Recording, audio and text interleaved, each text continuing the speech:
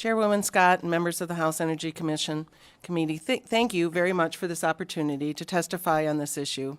This is very important to me and my family. My name is Clara Ostrander, and I live in Milan Township, Monroe County, Michigan. Our family owns 2 centennial farmsteads, including the home I live in, which has been in my family for 154 years. My parents were full-time farmers. My dad farmed 500 acres in our township, raising corn, soybeans, wheat, and oats. Being raised on a family farm, I have learned hard work and dedication. That's just been part of my entire life. I went to Michigan State University, where I received a Bachelor of Science degree in animal science. To this day, my family and I continue to raise and show animals. Farming is, in my opinion, one of the toughest careers anyone can go into. Over the years, I have attended many auctions where farmers are forced to sell their equipment because of bankruptcy. Being a farmer is a gamble. One year you can be a tremendous year, and the next year it can go right down the drain. In recent years, the cost of fertilizer, fuel, and seed have only added to this challenge. For our family, the challenges hit home in the 1990s when my mother came down with a severe illness. In order to pay my mom's rising health care bills, my dad was forced to sell part of our farm. To this day, I would give anything back to be able to buy that land for my dad. But he knew that's what he had to do. My mom's hospital bills were over $500,000, and that's with health insurance. Fast forward to today, my husband and I are facing medical issues of our own. Our greatest fear is that we will have to do the same thing my dad did and sell the rest of the farm, our family heritage, in order to pay for medical expenses instead of being able to pass it on to the next generation.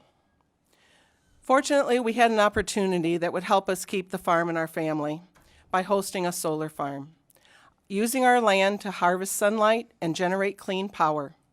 At first, we were hesitant, so we did our research. We reached out to experts at Michigan State University and the University of Michigan. I thought about my parents and grandparents. I even asked them for guidance.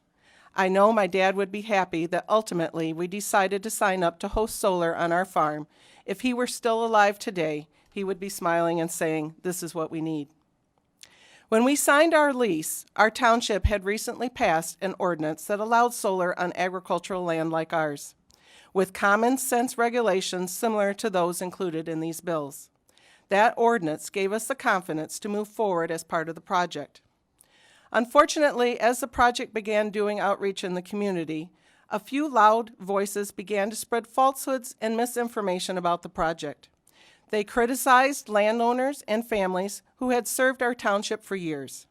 They filed frivolous recall petitions against local officials, and when our township supervisor tragically passed away, they pressured his replacement to change the ordinance to ban solar on our land, eventually putting the project on hold. People in our township were spun into a frenzy because they were lied to by the people who didn't want their view to change. The problem is they don't own their view. Their view is farmland that families like mine have tended, preserved, and paid taxes on for generations. They should not get to decide what we grow or what we harvest, and that includes harvesting the sun for electricity. We need a responsible, neutral party like the Michigan Public Service Commission to review these projects based on facts, not fear or falsehoods.